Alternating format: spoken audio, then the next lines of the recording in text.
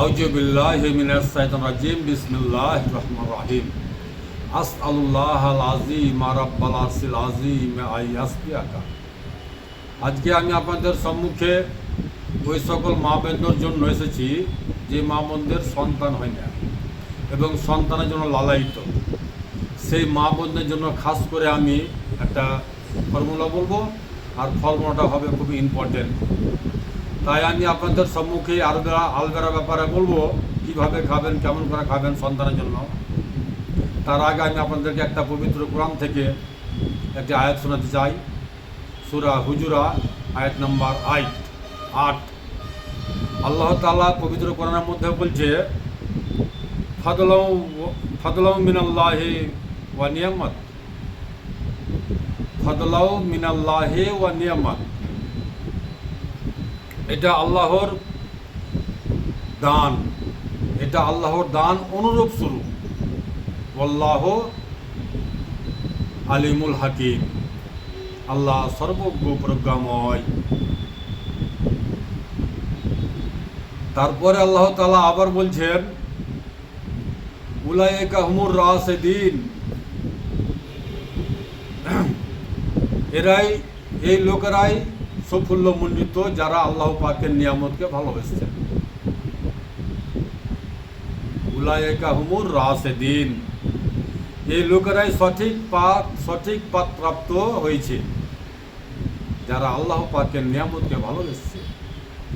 আর আল্লাহ পাকের নিয়ামত থেকে বঞ্চিত থাকার জন্য আপনি কত পথভ্রষ্ট পথে যাচ্ছেন, আর হাজার হাজার টাকা, লক্ষ লক্ষ টাকা খরচা করে আসছেন, আর বিনিময়ে কিছু পাচ্ছেন না, সব ফলস।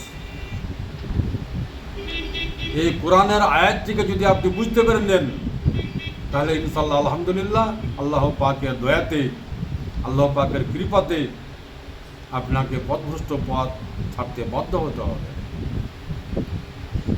এবার আসেন, আমি আপনাদেরকে এই আলবেরা গাছের পাতা সন্তানের জন্য কিভাবে খাবেন সেটা আমি আপনাদেরকে শিখে দেবো ইনশাআল্লাহ। আপনি আলবেরা গাছের পাতা নেবেন বড় সাইজের একটি, আলবেরা গাছের পাতা নেবেন বড় সাইজের একটি। পাতার দেখতে পাচ্ছেন আপনি দু সাইডে কাঁটা, পাতার আছে দু সাইডে কাঁটা। শুধুমাত্র এই কাঁটাটিকে ফেলবেন, শুধুমাত্র এই কাঁটাই ফেলবেন আপনি, বাকি কিছু ফেলার প্রয়োজন হবে না। দেখেন এবং ভালো করে শিখে নেন, যাতে আপনার শিখতে কোনো কষ্ট না হয়। তাই আমি আপনাকে দেখিয়ে দেওয়ার চেষ্টা করছি। পাতার শুধুমাত্র ফেলবেন আপনি কাঁটা। এই কাঁটা ফেলার পরে আপনি যেটা করবেন সেটা হচ্ছে আপনার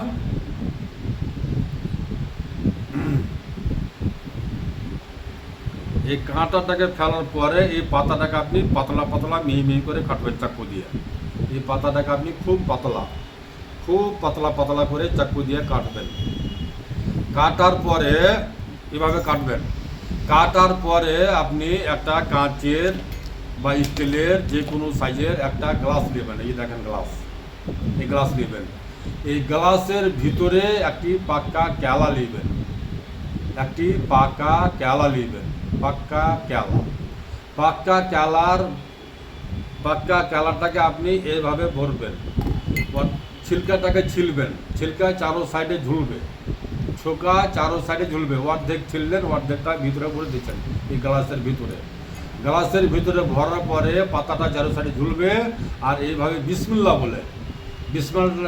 বলে এই পাক্কা কলাটাকে এই পাক্কা কেলার ভিতরে ঠিক মাঝখানে, পাক্কা কেলার ভিতরে ঠিক মাঝখানে বিসমিল্লাহ বলে এই আঙুলটাকে ভরবেন।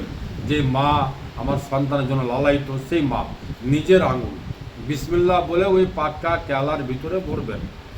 ভরার পরে ওই যে আপনি আলবেরা গাছের পাতাটা কেটেছেন পাতলা পাতলা করে, মিহি করে কুচি কুচি যে পাতাটা কেটেছেন, ওই পাতাটাকে ওই কেলার ভিতরে, ওই গ্লাসে ওই কেলার ভিতরে ভরে নেবেন।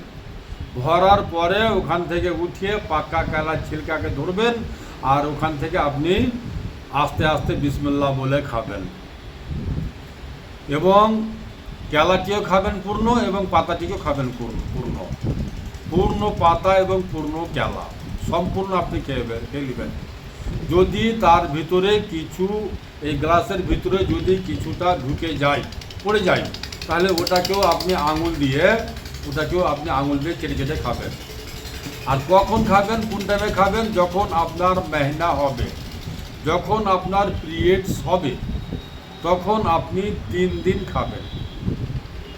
ধরলেন, মনে করেন যে আপনার 1 তারিখে মেহনা হতে লেগেছে, তাহলে আপনাকে 2 তারিখ, 3 তারিখ এবং 4 তারিখ, 3 দিন 3টা পাতা, 3 দিন 3টা কেলা, একই নিয়মে, যেভাবে আমি রেখে দিলাম, একই নিয়মে 3 দিন খাবেন। তারপরে আপনি ঠান্ডা জিনিস ইস্তেমাল করবেন, গরম জিনিস সব বঞ্চিত হবেন, গরম জিনিস সব বঞ্চিত করবেন, ঠান্ডা জিনিস খাবেন। ঠান্ডা হচ্ছে আপনার দুধ। মানুষ বলে থাকে যে দুধ গরম, দুধ কিন্তু গরম নয়, ভুল বুঝবেন না। দুধের কথা আল্লাহ তাআলা পবিত্র কোরআনে বলেছে, জান্নাতীরাকে দুধ খাওয়ানো হবে, জান্নাতে দুধের এবং মধুর নদী বয়ে যাবে, আর সেই দুধ জান্নাতীরা পান করবে। আল্লাহ তাআলা পেট ভরে তাদেরকে দুধ এবং মধু খাওয়াবেন। তাই আপনি দুধ খাবেন, দুধ কিন্তু গরম হয় না, দুধ ঠান্ডা। দুধ ভাত খেতে পারেন, ন্যাচুরাল জিনিস ইস্তেমাল করবেন, গরম জিনিস সব বন্ধ করবেন। ইনশাআল্লাহ, আলহামদুলিল্লাহ, আল্লাহ পাক চাই, আল্লাহ পাকের দয়াতে আপনি সন্তানের মুখ দেখতে পাবেন। আপনি আপনার বাড়িতে করেন আর শেফা হাসিল করেন। শেফা দেওয়া একমাত্র আল্লাহর জাত। 5 ওয়াক্ত নামাজের জন্য আল্লাহর কাছে হাজির হন। 5 ওয়াক্ত নামাজ কায়েম করবেন, সিজদাতে টাইম বেশি দিবেন। যদি সম্ভব হয় 2 সিজদার মাঝে এইটি দোয়া বেশি বেশি পড়বেন। আল্লাহুম্মা গফিরলি ওয়ারহামনি ওয়াহদিনি ওয়াআফিনি ওয়ারজুকনি। আল্লাহুম্মা গফিরলি ওয়ারহামনি ওয়াহদিনি ওয়াআফিনি ওয়ারজুকনি। এর অর্থটা শুনবেন, এর অর্থটা কিন্তু খুব মূল্যবান আছে, শুনে নেন একবার। আল্লাহুম্মা গফিরলি, আল্লাহ তুমি আমাকে মাফ করে দাও। ওয়ারহামনি, আল্লাহ তুমি আমার উপরে রহমত বর্ষিত করো। ওয়াহদিনি, আল্লাহ তুমি আমাকে দিনের পথে পরিচালিত করো। ওয়ারহামনি ওয়ারজুকনি, আল্লাহ তুমি আমাকে রিজিক দান করো, তুমি রিজিক দাতা। এই 5টি কথাতে সব আছে।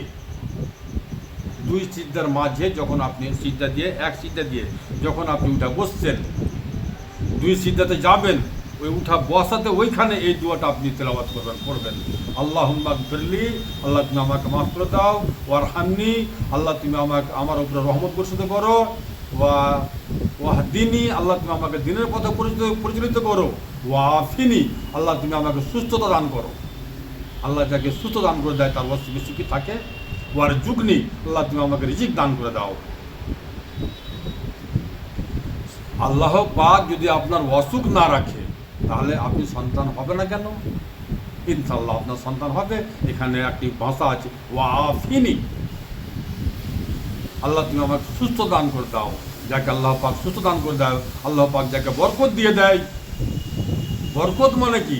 এই বরকত থেকে আপনি বঞ্চিত আছেন, সন্তান হচ্ছে না আপনার, এই সন্তানের বরকতটা থেকে আপনি বঞ্চিত আছেন। তাই আল্লাহ পাকের কাছে আপনি এই দোয়াটা বেশি বেশি করে পাঠ করবেন, আর আল্লাহর কাছে বেশি বেশি করে দোয়া করবেন। আর 5 ওয়াক্ত নামাজের জন্য আল্লাহর কাছে হাজির হন। আর নামাজের মাধ্যমে যে দোয়া আল্লাহর কাছে মানুষ করে, সেই দোয়া আল্লাহ পাক ফেরত দেয় না। আল্লাহ পাক ওয়াদা করে বলেছেন, কসম করে বলেছেন, যে ব্যক্তি আমার কাছে নামাজের মাধ্যমে দোয়া চেয়ে থাকে, সেই দোয়া আমি ফেরত দিতে লজ্জা পাই। আল্লাহর কথা, আমি এগুলো কথা বলছি না, পবিত্র কোরআন বলছি। যে ব্যক্তি আমার কাছে দোয়া চায় নামাজের মাধ্যম দিয়ে, সেই দোয়া আমি ফেরত দিই না, সেই দোয়া আমি ফেরত দিতে লজ্জা পাই। এত বড় কথা আল্লাহ তাআলা বলে থাকেন পবিত্র কোরআনে। আর আমরা আজকে আল্লাহ তাআলার পথ অবলম্বন করি না, প্যারে পয়গম্বর হযরত মুহাম্মদ সাল্লাল্লাহু আলাইহি সাল্লামের রাস্তা অবলম্বন করি না। তাই আমরাকে পথভ্রষ্ট পথে যেতে হয়, এবং আমরা সেই সন্তানের মুখ থেকে বঞ্চিত দেখতে পাই না, সেই বঞ্চিত থাকি। তাই আমি ওই সকল মায়েরাকে, ওই সকল বোনরাকে বলবো যে আপনারা এই আলবেরা গাছের পাত্তা, এই নিয়ামতটিকে ভালোবাসেন, এই পাক্কা কেলা 3 দিন খাবেন। ইনশাআল্লাহ, আলহামদুলিল্লাহ, আপনি সন্তানের মুখ দেখতে পাবেন। তাতে যদি না হয়, তাহলে অবশ্যই আপনি আমার সঙ্গে দেখা করবেন। ইনশাআল্লাহ, আলহামদুলিল্লাহ, আপনার সন্তান হবে। আমি প্রতিদিনই বলে থাকি যে আমার সেফার বোতলে সেফা আছে, আজকেও বলছি যে আমার সেফার বোতলে সেফা আছে।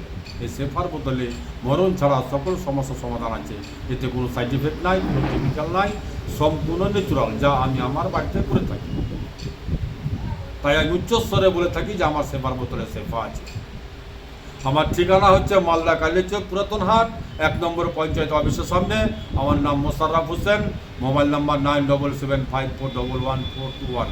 আসসালামু আলাইকুম ওয়া রাহমাতুল্লাহি ওয়া বারাকাতুহু। দুয়াতে শামিল রাখবেন।